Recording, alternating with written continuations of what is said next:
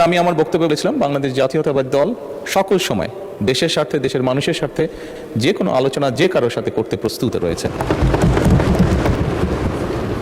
মাননীয় সকল সংসদ সদস্যবৃন্দ, গতকাল বিরোধী দলীয় নেতা একটি প্রস্তাব উপস্থাপন করেছিলেন দেশের চলমান পরিস্থিতি নিয়ে।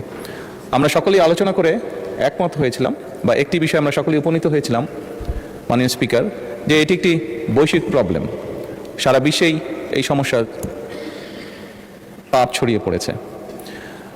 মাননীয় বিরোধী দলীয় নেতা ওনার বক্তব্যে বাংলাদেশের এটি যে কনসার্ন সেটি এক্সপ্রেস করেছিলেন উনি, এবং ওনারা প্রস্তাব দিয়েছিলেন ওনাদের পক্ষ থেকে যে ওনাদের কাছে কিছু পরামর্শ আছে, সরকারি দল এবং বিরোধী দল আমরা একসাথে সেই বিষয়গুলি নিয়ে কাজ করতে পারি।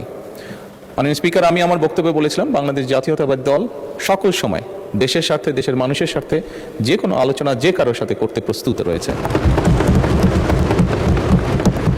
তারই প্রেক্ষাপটে মাননীয় স্পিকার, আমরা সিদ্ধান্ত গ্রহণ করেছি যে আমরা আমাদের পক্ষ থেকে 5 সদস্যের একটি কমিটি গঠন করছি।